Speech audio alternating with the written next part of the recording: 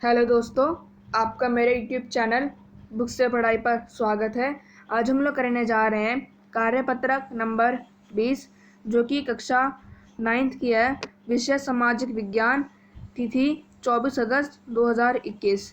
विद्यार्थी का नाम आप अपना नाम भरेंगे और अपने कक्षा अध्यापक का नाम। तो चलिए शुरू करते हैं।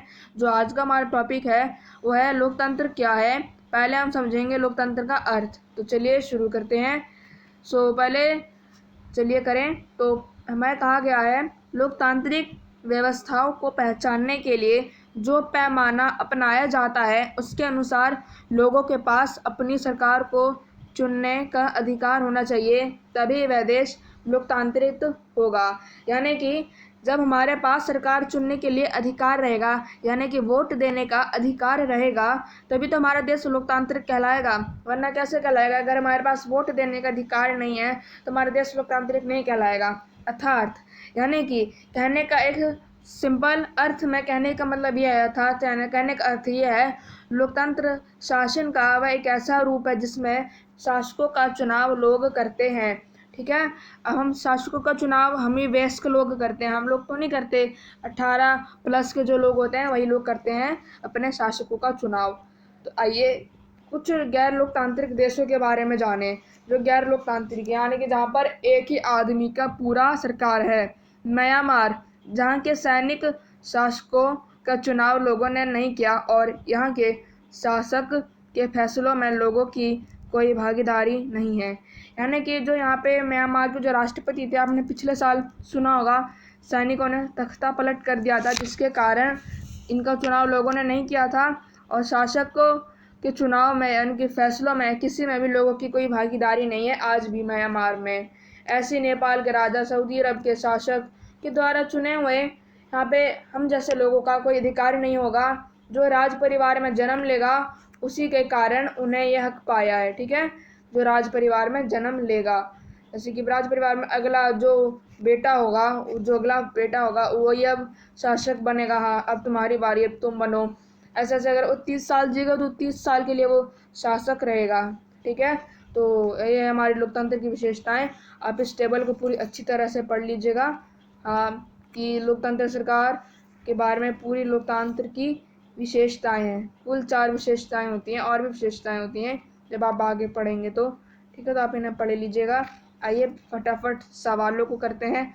लोकतंत्र किसे कहते हैं? ठीक है, ये हमारे चैप्टर का पहला ही सवाल है हमारी किताब में। तो आप ये वाला दूसरा पॉइंट लिखिएगा। ठीक है, दूसरा पॉइंट, ये जो अर्थार्थ है इसे मत लिखिएगा। ठीक है, ये जो दूसरा पॉइंट है अर्थार्थ को छोड़ के, लोकतंत्र शासन का वह एक ऐसा रूप है जिसमें शासकों का चुनाव लोग करते हैं। आते हैं हम लोग दूसरे सवाल की ओर। दूसरा सवाल है कि इन्हीं 2 गैर लोकतांत्रिक देशों के नाम बताओ। तो पहला आप लिखेंगे, मैं आपको लिख के बता दूं। पहला आप लिखेंगे सऊदी अरब। ठीक है, सऊदी अरब, सऊदी अरब। और दूसरा नॉर्थ कोरिया। इसमें थोड़ी सी प्रॉब्लम आती है, आप लिख लीजिएगा सऊदी अरब और नॉर्थ कोरिया। ठीक है।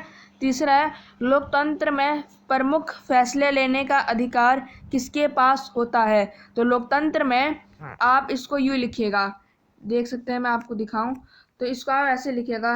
ये जो पॉइंट है, इस वाले पॉइंट में आप जो लाइन देख रहे हैं, अंतिम फैसले लेने की शक्ति लोगों द्वारा चुने गए प्रतिनिधियों के पास होनी चाहिए।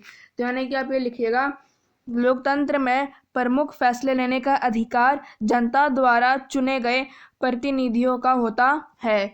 ये आपके लिए सबसे अच्छा रहेगा। लोकतंत्र में प्रमुख फैसले लेने का अधिकार जनता द्वारा चुने गए प्रतिनिधि का होता है। आते हैं चौथे प्रश्न की ओर। एक व्यक्ति एक वोट एक मोल से आप क्या समझते हैं?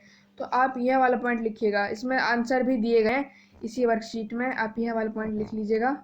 ठीक है, ये वाला मैं आपको दिखा दूं। लोकतंत्र में हर वयस्क नागरिक का एक वोट होना चाहिए और हर वोट का एक समान मूल्य होना चाहिए। अब यह वाला पॉइंट लिख लीजिएगा। आते हैं हम लोग अपने 5वें प्रश्न की ओर। लोकतंत्र में स्वतंत्र और निष्पक्ष चुनाव क्यों होने चाहिए? आप इसका आंसर यह लिखिएगा। ठीक है, ये वाला लोकतंत्र में स्वतंत्र चुनाव पर आधारित होना चाहिए ताकि सत्ता में बैठे लोगों के लिए जीत हार के समान अवसर हो। तो जो आज की वर्कशीट थी हमारी बहुत इजी थी।